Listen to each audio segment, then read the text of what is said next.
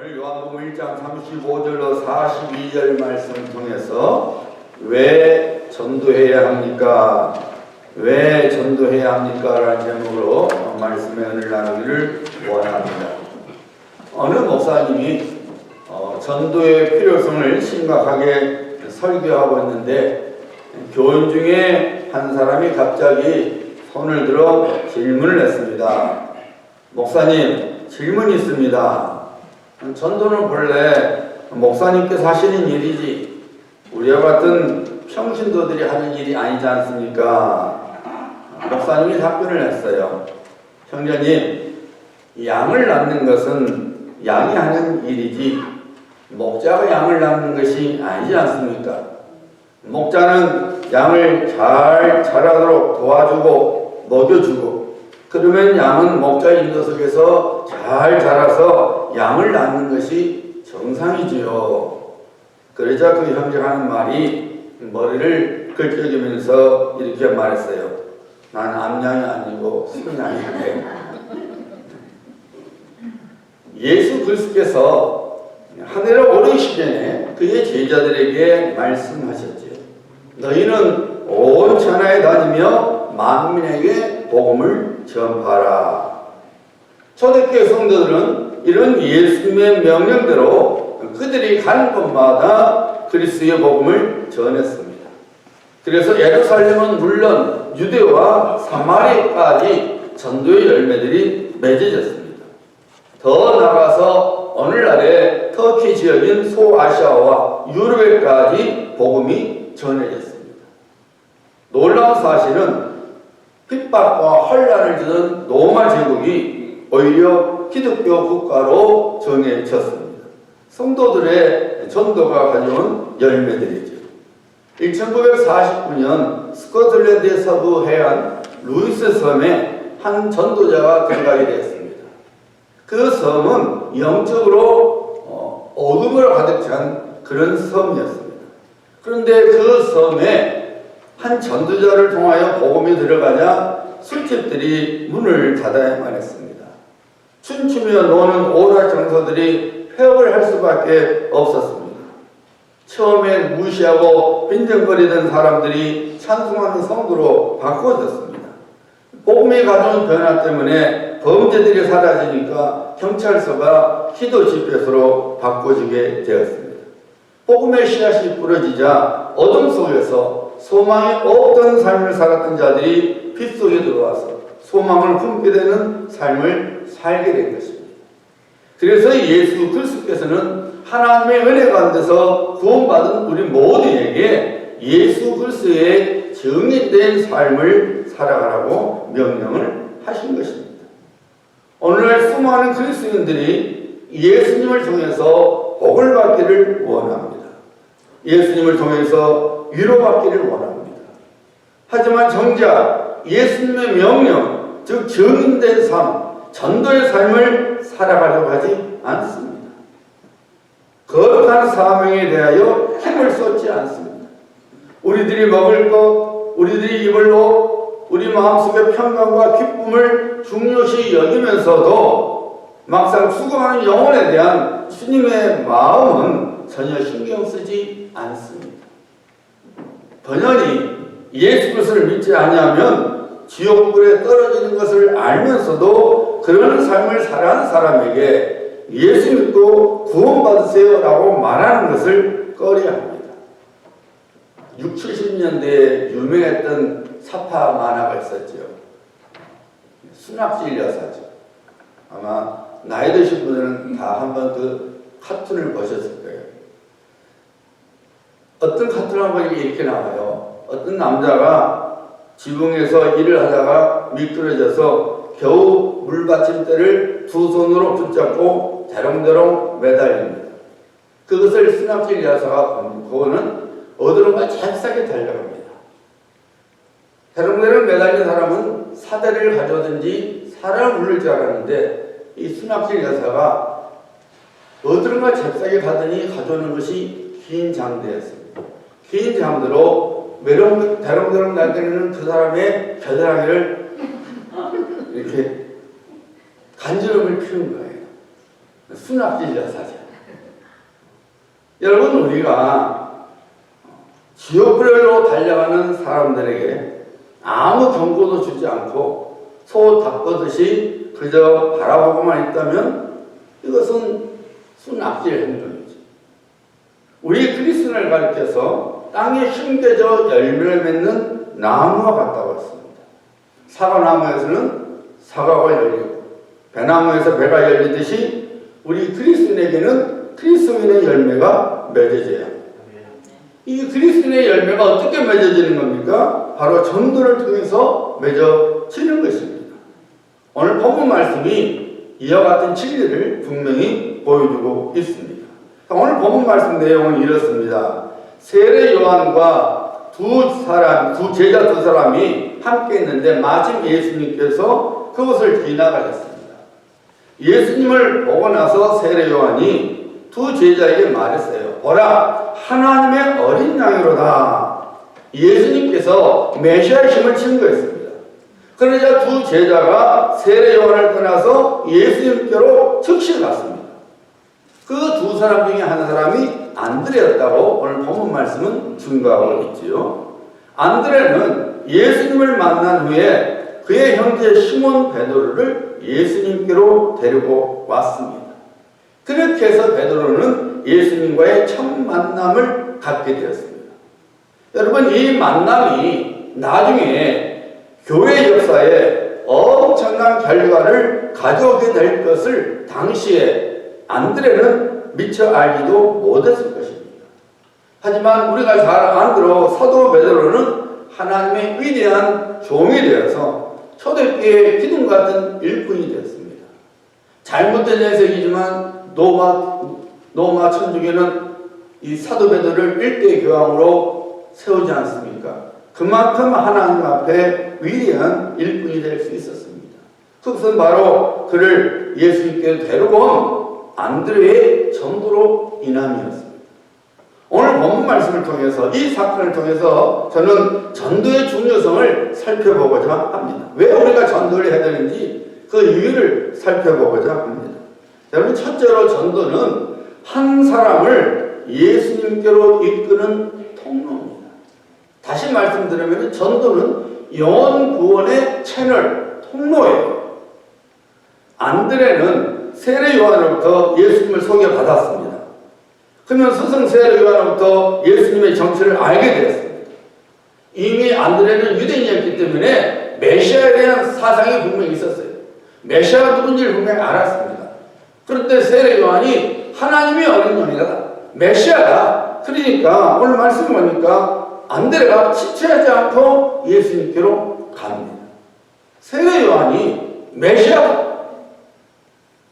그리스도시다 라고 전하니까 안드레가 즉시로 예수님께로 간 것이죠.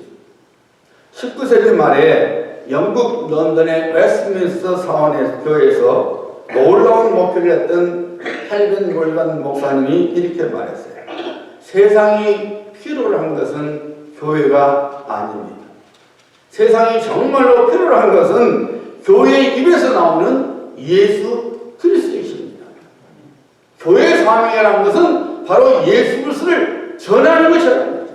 이 세상은 이런 예수 그리스도를 전하는 교회를 필요로 한다는 것이죠. 오늘날 우리들이 진정으로 필요한 것은 이 세상의 무언가가 아닙니다. 이 세상의 무언가가 우리 인생의 근본적인 문제를 절대로 해결해 주지 않습니다. 오늘 많은 사람들이 또 우리를 포함해서 재정적인 압박을 겪다 보니까 돈만 있으면 좋을 텐데, 돈만 있으면 내가 행복할 텐데, 돈만 있으면 내 인생이 그야말로 에브리데이 썬데이일 텐데, 돈이 마치 우리 인생의 근본적인 문제를 해결해주고 인생의 어떤 행복인 줄 알지만은, 여러분, 우리 한국인 한진가에 오빠와 여동생의 싸움이 시작됐어요. 돈 때문에.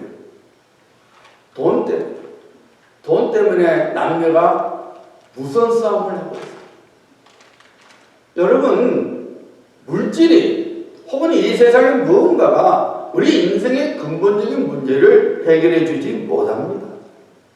오늘날 수많은 사람들, 부자든 가난한 자이든 노인층이든 젊은 층이든 많이 배웠든지 혹은 적게 배웠든지 간에 오늘날 사람들이 갖고 있는 절박한 문제는 그들 마음속에 인생의 참 주인이 없다는 거예요. 내 인생에 참 주인이 없다 보니까 불안한 겁니다. 염려가 되는 것입니다. 그래서 그 불안으로부터 도망치고자 술에 빠져봅니다. 마약에 취합니다. 성의 노예가 됩니다. 터무니없는 폭력을 휘두르댑니다. 도박에 빠져 살아갑니다. 결국 그들은 스스로 자기들의 인생을 망가뜨리면서 살아가고 있습니다. 그리스도 안에서 구원받아 하나님의 자녀가 된 우리들은 이런 세상 사람들에게 인생의 참 주인 되시는 예수 그리스도를 소개해 주어야 합니다. 인생의 참 주인 되시는 예수 그리스도께로 데리고 와야 합니다. 그래서 예수 안에는 성령의 생명의 법이 죄와 사망의 법에서 사람을 자유하게 하는 것을 알려주어야 합니다. 우리 예수님께서 증거하시지 않습니까? 내가 곧 생명의 떡이니 내게 오는 자는 결코 줄이지 아니할 터이요 나를 믿는 자는 영원히 목마르지 아니하리라. 평안을 너에게 끼치노니 곧 나의 평안을 너에게 주노라. 내가 너에게 주는 것은 세상이 주는 것과 같지 아니하니라. 너희는 마음에 근심도 하지도 말고 두려워하지도 말라.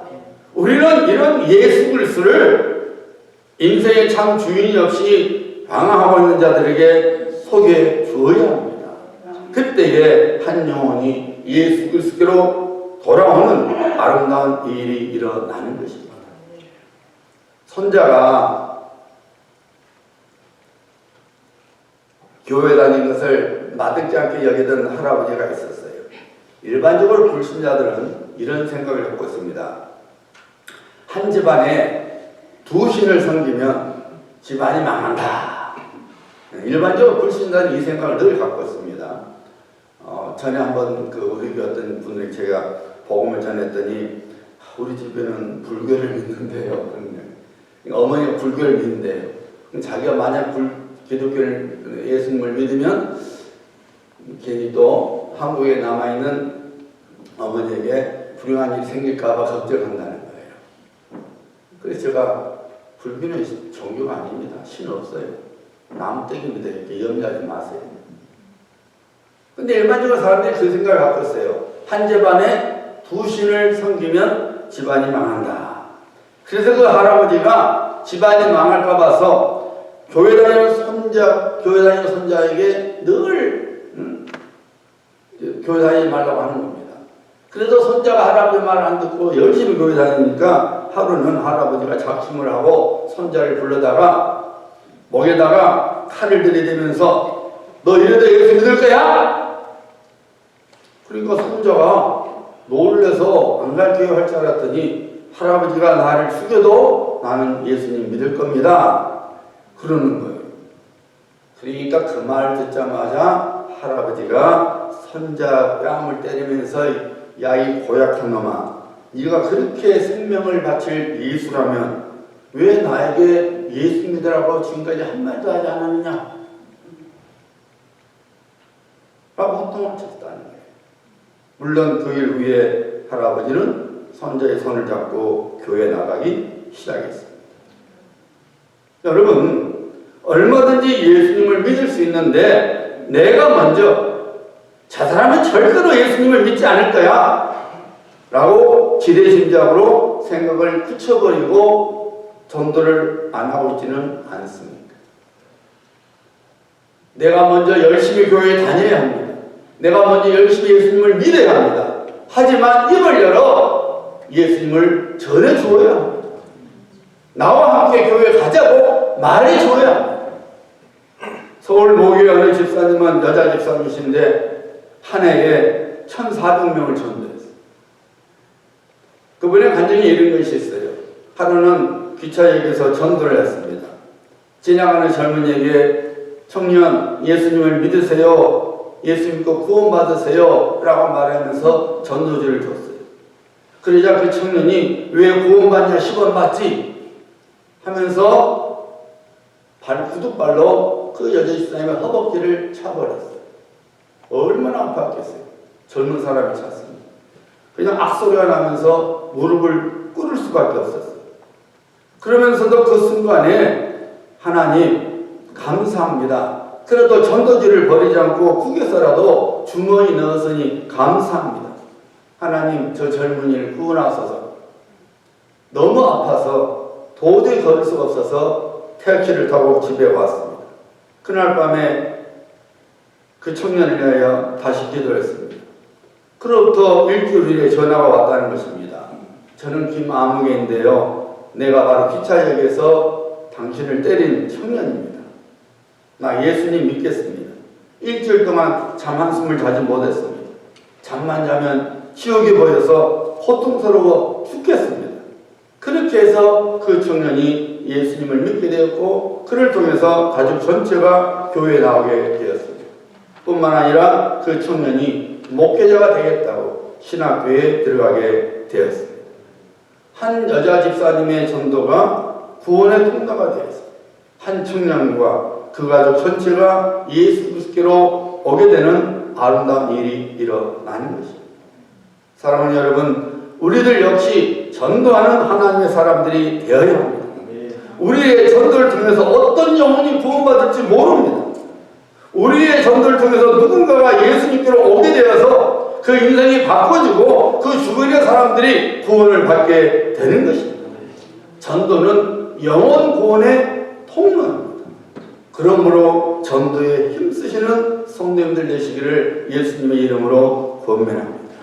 왜 전도해야 합니까? 영혼 구원의 통로이기 때문에. 두 번째로 전도는 구원의 열매를 가져오는 씨앗입니다. 전도는 심는 거예요. 씨를 심는 거예요. 무슨 씨를 심는 겁니까? 풍성한 구원의 열매를 맺게 하는 씨를 심는 것입니다. 그래서 전도는 해야 하는 거예요.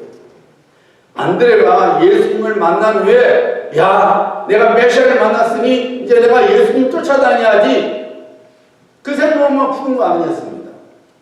예수님께서 메시아이신 걸 알고 자기 형제 시몬에게 가서 베드로에게 가서 예수님을 전했어요. 내가 메시아를 만났다. 와봐라. 나랑 가자. 예수님께 데려갔습니다.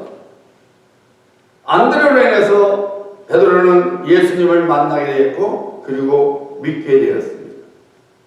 여러분 성경에 보면은 더 이상 안드레가 어떻게 되는지 교회 역사를 보여주는 사도행전에 나타나지 않습니다.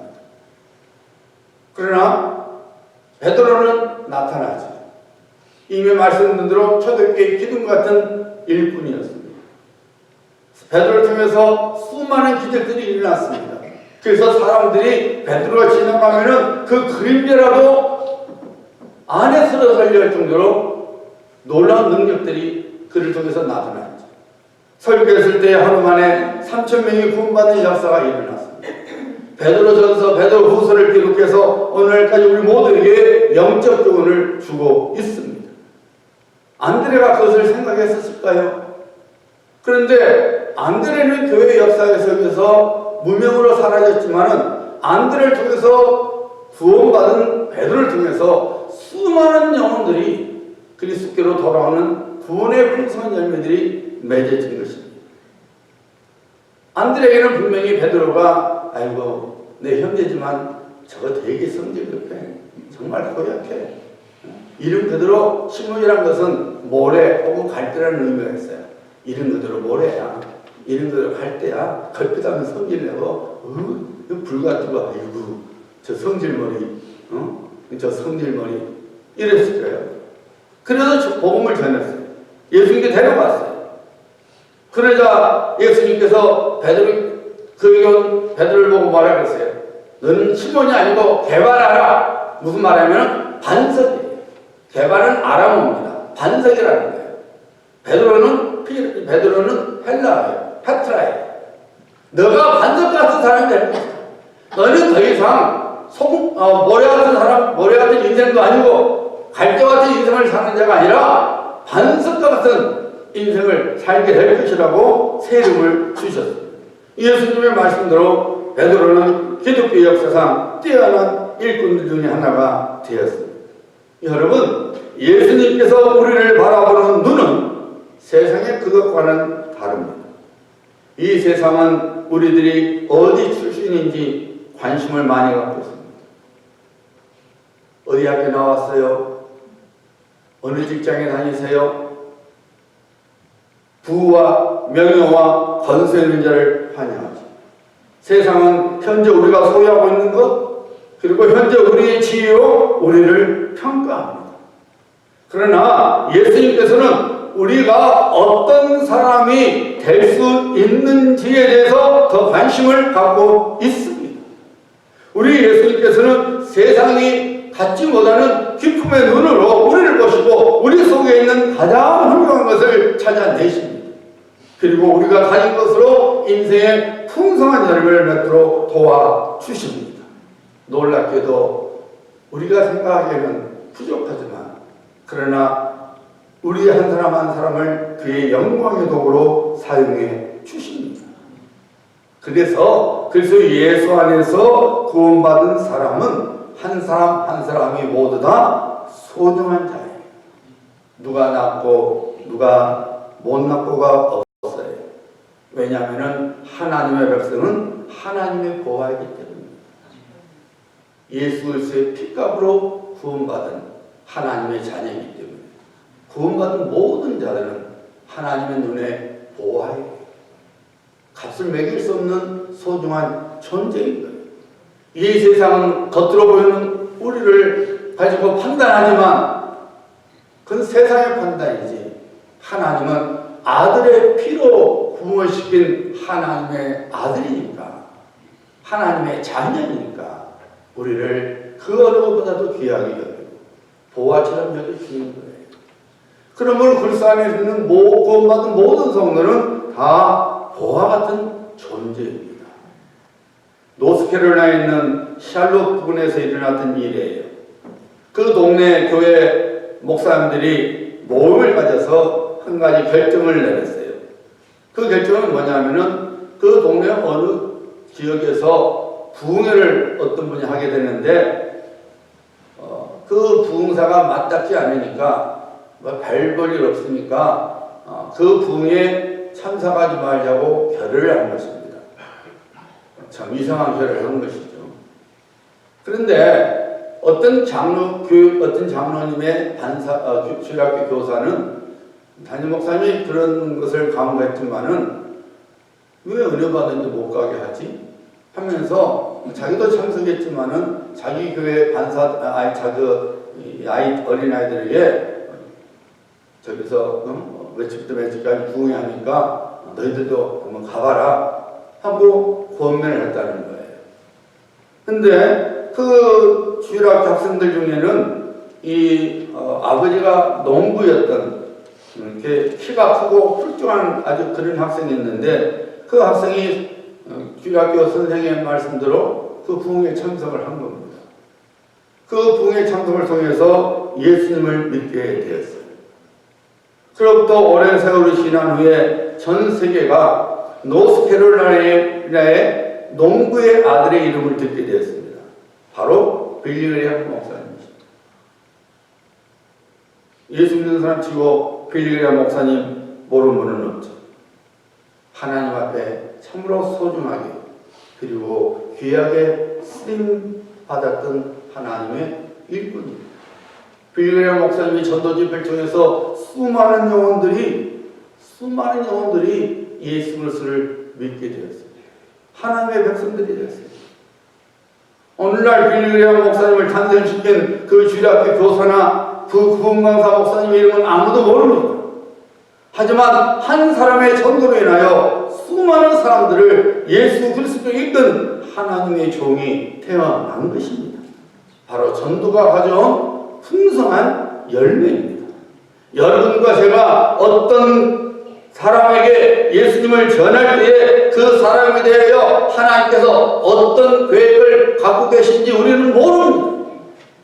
하지만 하나님께서는 어쩌면 우리가 복음을 전한, 우리가 예수님을 소개한 그 사람을 우리보다 더 크고 더 아름다운 계획을 가지고 사용하신다는 거예요.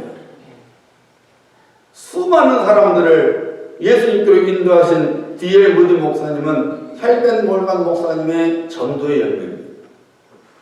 세계는 나의 교구다 라고 외치면서 무너져가는 영국의 신앙을 세웠을 뿐만 아니라 많은 나라의 수많은 영혼들을 예수님 앞으로 이끌었던 요한 웨슬레는 모라비안 교도들의 전도 작품입니다. 여러분, 우리가 단순히 한 사람을 전도하게 될 때에 전도받는 그 사람을 하나님께서는 그의 계획 가운데서 더 크게 사용하셨어요. 구원의 풍성한 열매를 맺게 하시는 것입니다. 여러분이 자녀를 위하여 기도하고 여러분의 자녀들 신앙을 위하여 힘쓸 때에 여러분의 자녀가 여러분보다 훨씬 더 신앙이 좋아서 하나님의 영광을 위하여 쓰임받게 될 수 있습니다. 우리는 모르는데 하나님께서 어떤 계획을 갖고 계신지, 어떤 경륜을 갖고 계신지 우리는 모릅니다. 하지만 우리는 예수 그리스도를 전하면 되는 것입니다. 하나님의 말씀대로 우리는 언젠가 예수 그리스도 앞에 서게 됩니다. 여러분들이 믿든지 안 믿든지 간에 반드시 하나님 앞에 서는 날이 찾아옵니다. 그날에 우리 주님께서 사랑하는 딸아, 사랑하는 아들아, 넌 나의 명령에 순종하여 몇 명의 사람들을 내게로 인도했니? 라고 물으신다면 여러분들은 어떤 대답을 하시렵니까? 우리 주님께서 분명히 말씀하셨습니다. 너희는 온 천하에 다니며 만민에게 복음을 전파하라. 여러분들 중에는 신앙생활을 오랫동안 해오신 분들이 계시고 그리고 짧게 해오신 분들이 계십니다. 문제는 지금까지 여러분들이 신앙생활을 해오시면서 지금까지 여러분의 인생을 살아오시면서 여러분을 통해서 구원을 받은 사람이 얼마나 됩니까? 생각해봐요. 하나님, 제가 하나님의 나라를 위하여 많이 기도했습니다. 열심히 기도했습니다. 제가 부족하지만 나름대로 성경을 통해서 선교에 동참했습니다. 이것도 귀하지만은 우리 주님께서는 어둠 속에서 방황하는 사람, 여전히 마귀의 종이 되어서 영벌의 길로 달려고 있는 사람이 우리 입의 증거로 하나님의 구원의 빛으로 그리고 하나님의 자녀가 되게 하는 전도의 열매를 보시기를 원하십니다. 우리들이 그의 증인으로서 이 세상에서 살아가기를 우리 주님께서는 가장 원하시는 거예요. 우리가 나를 위하여 죽으시고 다시 살아나시고 부활하셔서 장차 다시 오실 예수 그리스도께 가장 할 수 있는 아름다운 헌신은 전도입니다. 이 전도를 위해서 하나님께서 여러분과 저를 그리스도 예수 안에서 하나님의 자녀로 삼아 주신 것입니다. 그러므로 우리는 전도를 통해서 하나님 나라를 세워가고 그리고 확장해 나가야 합니다. 이런 우스갯 이야기가 있어요. 한 부부가 천국문에 도착했어요. 남편은 주식과 채권과 그리고 황금에 든 가방을 들고 있었고 부인은 보석 상자를 들고 있었어요. 천국문에 돌아오는 그들에게 천사가 말했어요. 뭐하려고 그런 쓰레기들을 갖고 오셨어요? 그리고 그들이 말했습니다. 무슨 소리입니까? 우리가 이것을 모으기 위해서 한평생 열심히 살아왔는데요. 그러자 천사가 말했습니다. 그것들 다 버리십시오. 천국에는 거리마다 황금으로 포장되어 있고 성곽의 기초석마다 온갖 보석으로 되었습니다. 우리가 가장 귀하게 여기는 것은 영혼뿐입니다. 그렇습니다, 여러분. 우리 하나님께서 가장 귀하게 여기시는 것은 잃어버린 영혼이 구원을 받아서 천국에 오는 것입니다. 하나님께서 가장 귀하게 여기는 이것은 오직 전도를 통해서만이 이루어지는 것입니다. 사랑하는 성도님들, 우리들이 하나님을 기쁘시게 만들어야 되지 않겠습니까? 하나님을 웃게 만들어야 되지 않겠습니까? 전도하는 성도가 되어야 합니다. 낙심하지 말고 끝까지 전도해야 합니다. 전도를 왜 해야 합니까? 전도는 한 영혼을 예수 그리스도로 인도하는 통로입니다. 전도는 풍성한 구원을 열매를 맺게 하는 씨앗입니다. 2020년 금년에는 기도와 열심을 통해서 예수님을 믿지 않는 사람들, 그리고 교회에 가지 않는 사람들을 예수 그리스도로, 그리고 우리 교회로 인도하여 전도의 사명을 감당하는 우리 모두가 되어야 합니다. 예수 그리스도께서 우리를 구원을 위하여 살을 찢겨 주셨습니다. 또한 피를 흘려 주셨습니다. 우리들이 예수님처럼 우리 살을 찢거나 피를 흘리지 않아도 됩니다.